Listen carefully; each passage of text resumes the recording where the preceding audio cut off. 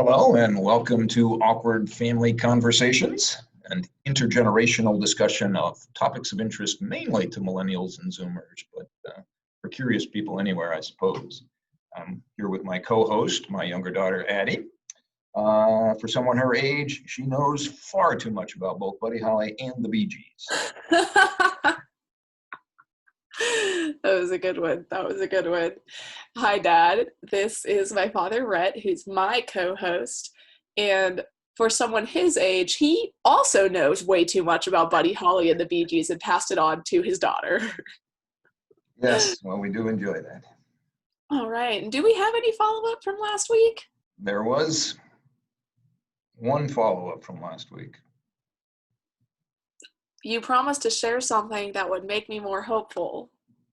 What is it? So we were talking last week about the how completely screwed you guys were feeling. You guys meaning the millennials and Zoomers coming into the workplace, and the current economic situation was certainly daunting. And as we talked about, perhaps the worst it's ever been in generations in economic history of the United States, anyway.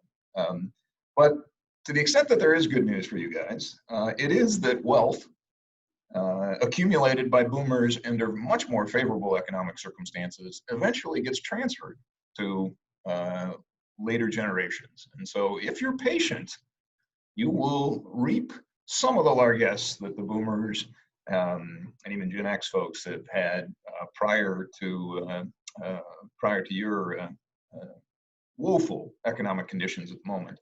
So if you're patient and you're, and that wealth isn't destroyed by market calamities and other natural disasters, all kinds of things that could have it, you'll share in that eventually.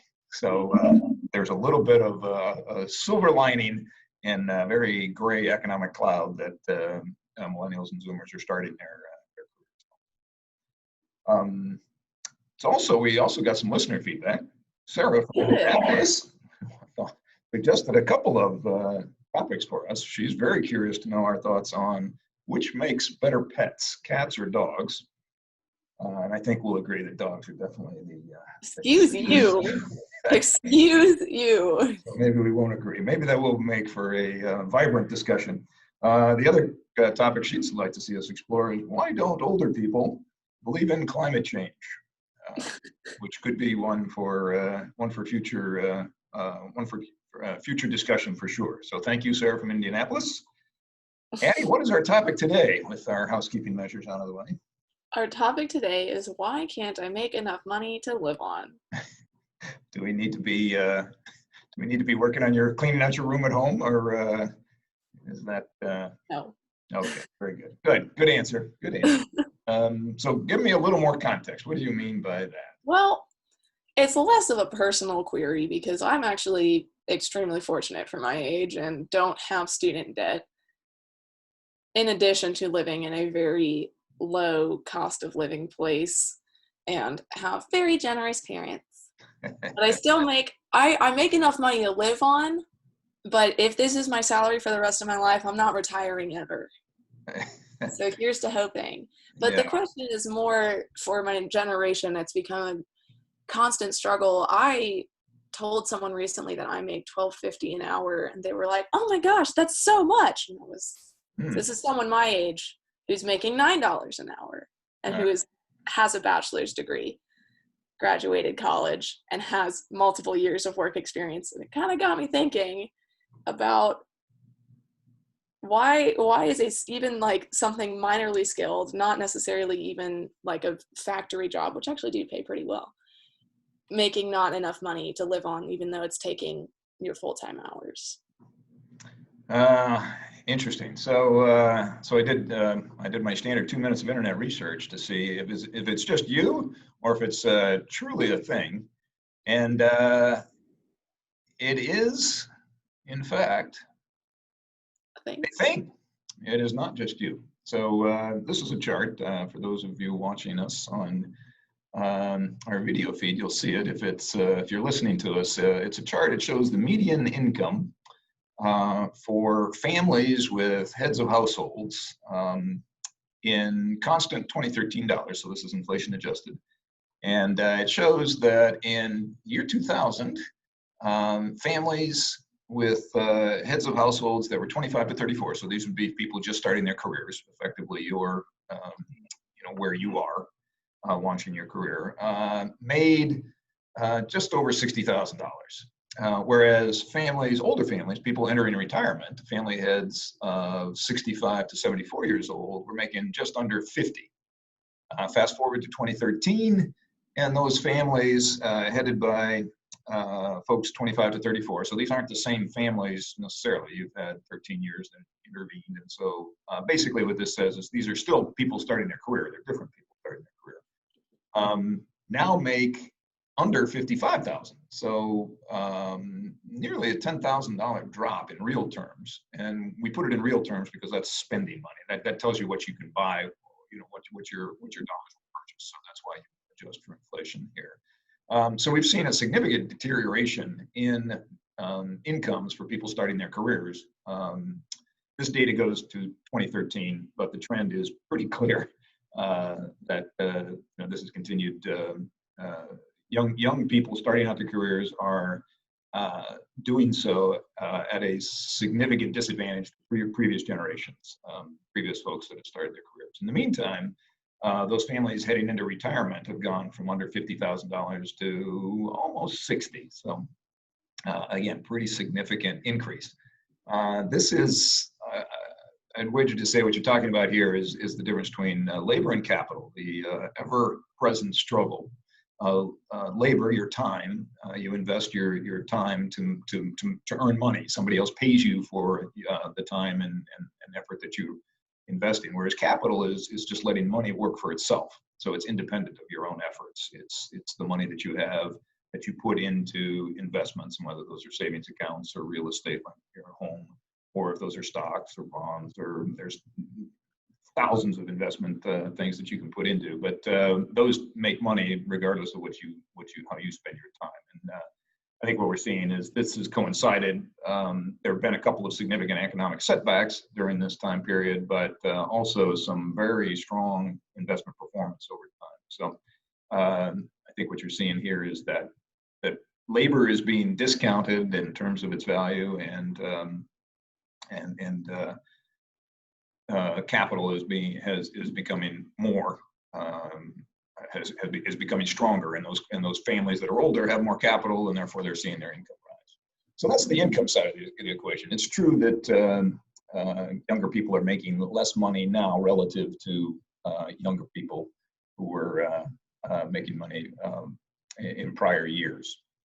But that's not just, to live on, your question was, why can't I make enough money to live on? There's two parts of that. One is what you're making, and one of it is what you're spending. And so while incomes have gone down, what's happened on the expense side? So this chart is from the Washington Post. They got it from the Cost of Thriving Index. And basically, it shows that this is 1985 to 2018, so 33 years. Over 33 years, and these are non-inflation adjusted dollars, but that's not as important for what we're going to talk about here. Basically, your median male income, which is the substitute for proxy for all incomes here. It's the highest. What's that? Because it's the highest. Well, often it is. But this includes the folks who are janitors, as well as the folks who are CEOs, who are men.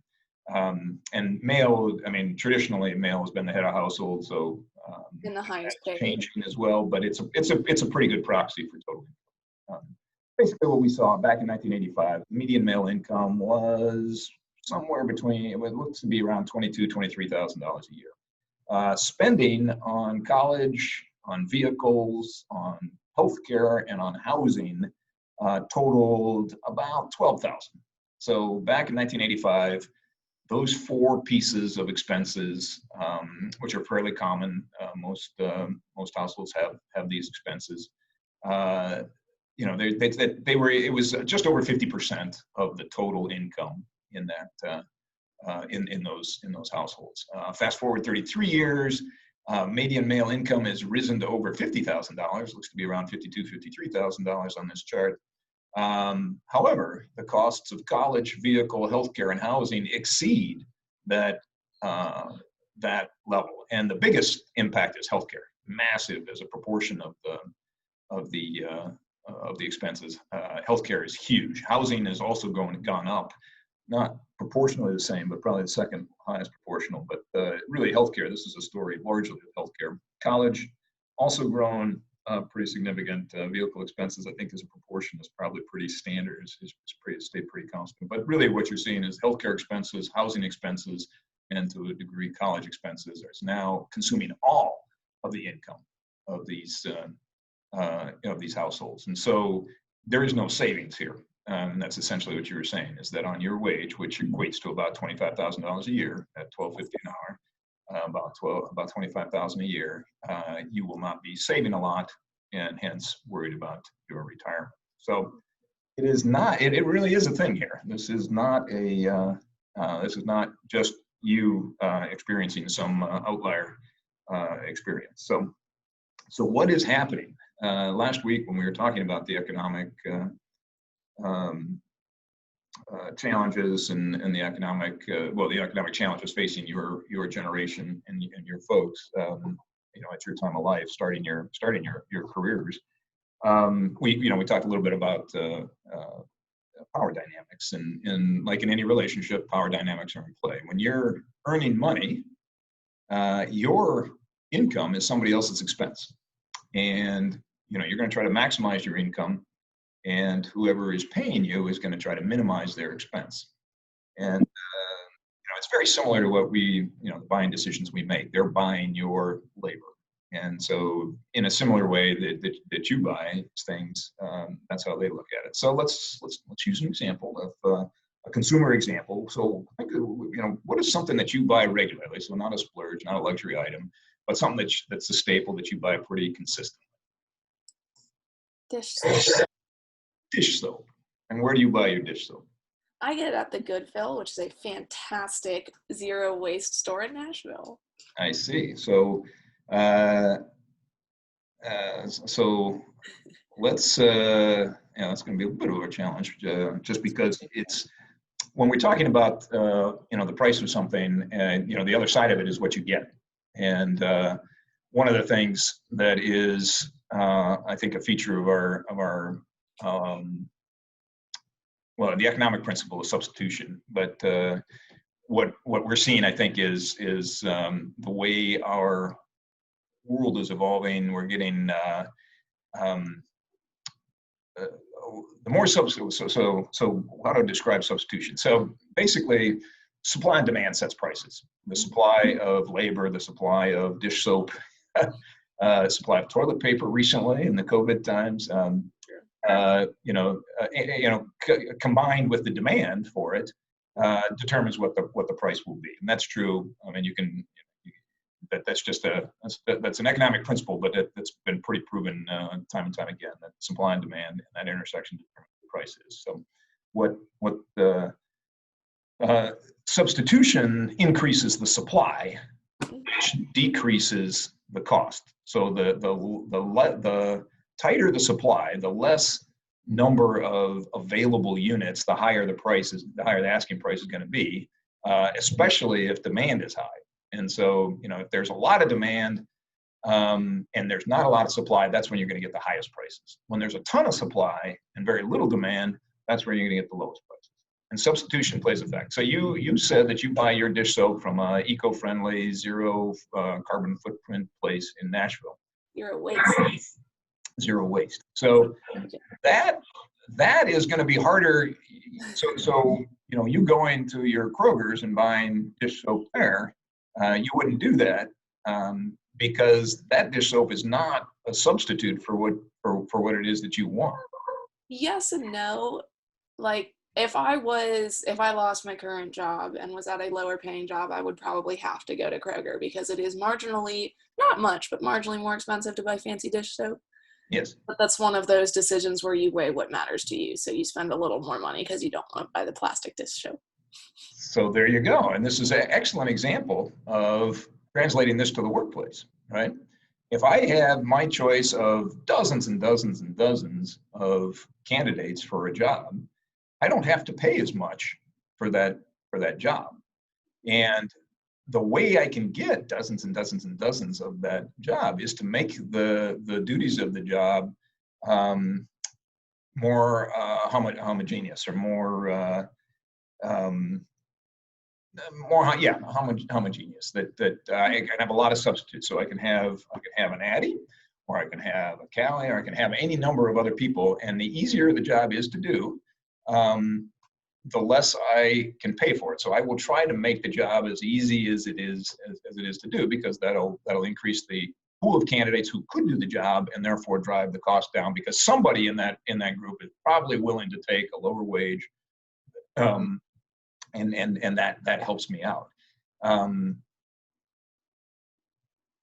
And economic conditions come into play there too. When we had full employment, like 2 years ago, or even a year ago, unemployment was very low. So the supply of available workers was not high.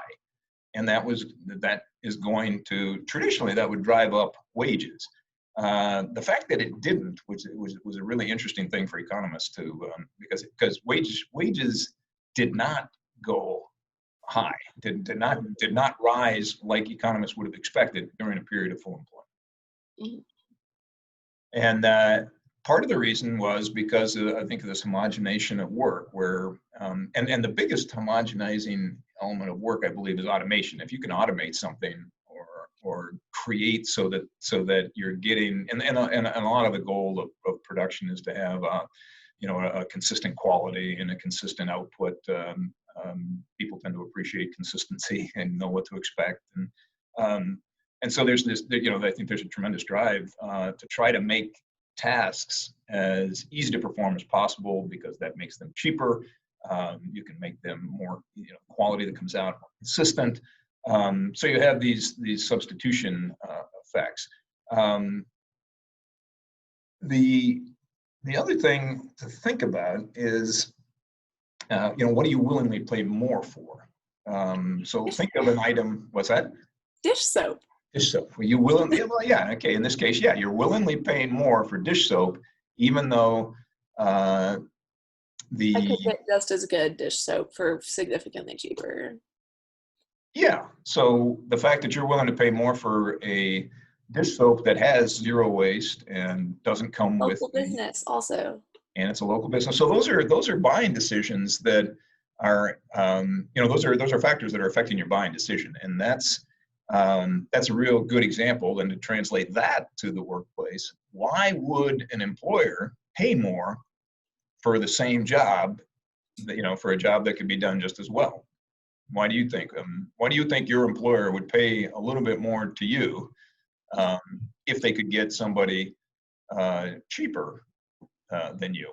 I mean, I see it currently at my job now.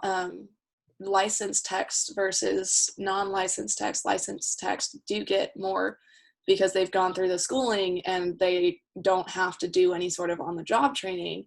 Whereas I started at a lower rate than any of my licensed peers, because they have to spend that effort training me. And they would pay someone more who could just come in and do the job as if they've been there for 6 months to a year. So. Right. So credentials, farther up the learning curve. But assuming that you've got a substitutable thing, because this is true, right? For your dish soap, there's a cheaper substitute out there for you. Why would, let's assume that you've got a cheaper substitute. Why would they hire you instead of a licensed, or why would they hire a licensed tech instead of you? And you say it's because they don't need to train you. Mm-hmm. What other reasons, if they're looking at two of you, why would they hire you over somebody else who isn't a licensed tech? Because I'm cute. Because you're cute. I would agree with that. That's a lie. And sometimes that actually would work, but in the workplace, that's really not a place you want to work, where they're giving favoritism for physical attributes there. No. To be honest, I'm very hard at figuring out why anybody hires me. I'm really good at puns. That's really all I got. Yeah. Well, the thing is that training somebody is expensive, and you just said it. They're willing to pay more to get somebody in who doesn't need the training. But it's also true that people who show up on time, not everybody does that. People who will give you the full honest effort during the whole shift, people don't always do that. And then once they have hired you, they will pay you more because you've got experience not just generally with animals, but also in their specific processes. It's more expensive to bring somebody in and train them than it is to pay a little bit more for your existing workforce. Not every business understands that, so not every business actually acts on that. But that's been pretty well documented. That there are a lot of you basically want to you will pay more if there are differences that matter.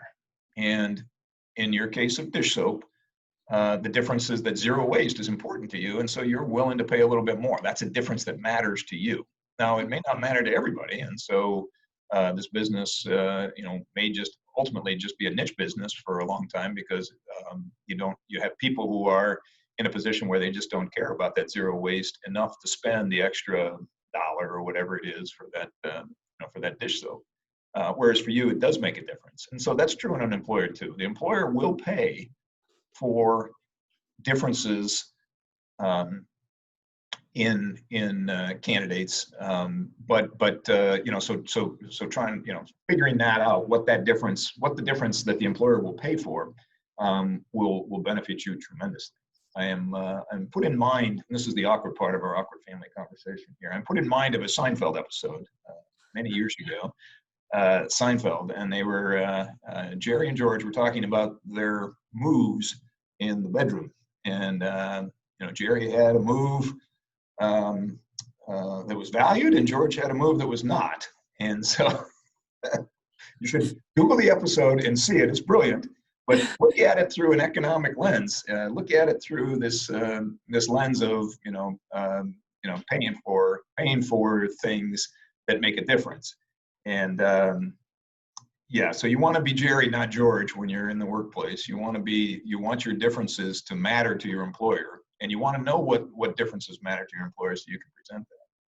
And that's what you can do individually. Individually, when it's just you and you're engaging with an employer, find out what the employer values, find out what the employer really wants, and then deliver on those differences. Point out where why you're the better choice because you bring these differences that matter to the employee. That will help you maximize your your income and your earning power. The other side of that, though, is of course this doesn't exist in a vacuum. And when you have people who are individually negotiating their own wages, we talked about the power dynamic between the boss and the employee. The employer often has, or at least perceives in the mind of the employee or the job applicant, they cede a lot of power to that employer.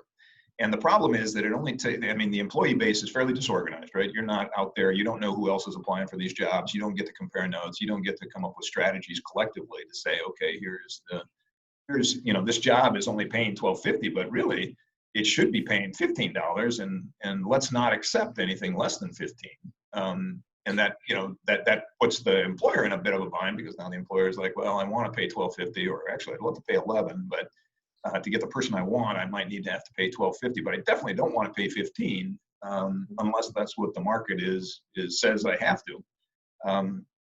And so there is a bit of a power imbalance. The employer has information. The employer knows what you guys are all asking for in terms of wages. And therefore the employer makes a completely informed decision where you as a job applicant don't know what the other job applicants are asking for. So you're kind of guessing, and that puts that lack of transparency on your part, but the transparency that the employer has creates a power imbalance so that the employer is much better positioned to maximize that return, which is again your expense. Your income is his expense, or her expense, and that is a big thing. So collective bargaining. What's that? This is why I'm a socialist. This whole episode. Well, there's something to be said for socialism for sure. I think there's something more to be said for transparency, and this is where things like collective bargaining and union rights and an awful lot of these public policy things come into play here. What's happened over the last 30 to 40 years is, you've seen the influence of unions wane, and that's in part because of automation of work.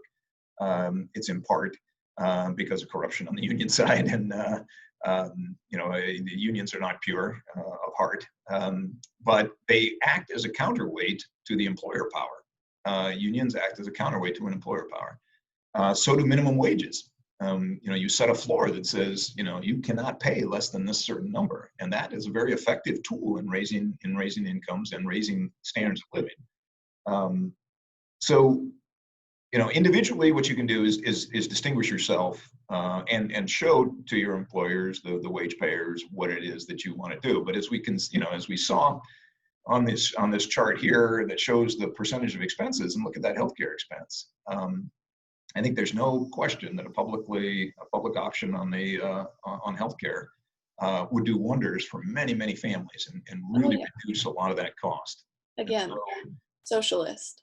Well, yeah, in a lot of respects, what we're talking about here is stronger social programs, stronger public spending on things like education. The college expense here is large. The healthcare expense is massive. Vote for candidates who will give more power to the workers, more power to the people in their negotiations with healthcare providers, in their negotiations with employers. Vote those people in, and that's what you can do sort of long term to address these structural issues that are creating the tension and the anxiety and the frustration that you feel that at a decent starting wage, you're struggling to make any savings at all, which is going to make it very hard for you to grow the capital, which will start to pay for its own self and reduce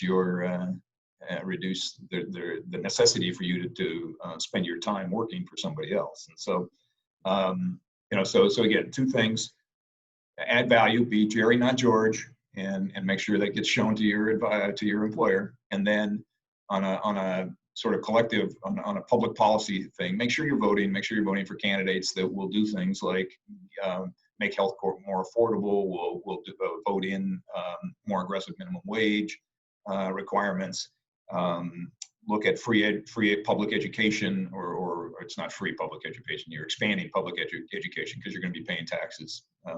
And by the way, expect that as your healthcare costs go down, your college costs go down, your taxes will go up. So you're not going to save. It's not going to be 100% savings. You just hope that it's more that what you're getting back. Maybe you'll get $100 back a month, and your expenses will increase 75. So you're going to net 25. So you're not going to save all of the money that you're going to be not paying directly, because you're going to have to pay through that publicly through your. The dream would be just taking a large pizza slice, like a really big one of the military budget, yes, and paying for some other stuff with that. That's one way to do it. That's for sure. And but vote for candidates. You got to convince, and you got to get out there and vote for candidates who are going to do that. That's Nashville actually just had its primary election. I voted. What's up? And the Democratic Party representative from my district is a Democratic Socialist. Mm-hmm. And she didn't win, but we had a Black woman who was formerly incarcerated running against Jim Cooper, who's been in the Senate for like years.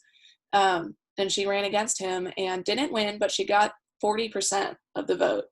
A formerly incarcerated Black woman just tailed behind Jim Cooper, which is kind of awesome. No, that's good. We're doing it. We're getting better. Exactly. Well, remember too that the military budget, a lot of that goes to factory workers, and because they're making hardware, right? And that hardware is made in factories, and so you've got blue collar. Sure, but like, what if the hardware they were making wasn't for the military? Yes, there is that. There is that. And they made hardware that was, for better things that aren't cops. That don't kill people. I get it. No, I understand. So anyway, that's our topic for today. Does that help you? It's not you. It's a thing. Mm-hmm. And what else? I mean, there's not many people I need to throw this graph in the face of on the on the basis that I'm having this conversation with my father, but I know many of my friends listening to this episode can talk to their parents who tell them to just work harder and say, no, here's a graph. there's structural pieces in place that are making these impacts on generations widely felt, and you're seeing that. I mean, rates of depression, anxiety, these are going through the roof for young people, and it's because this power imbalance, largely power imbalance, is the root of it, where you've got employers being able to reduce their expenses and reduce wages in real terms, not in nominal terms, but in real terms.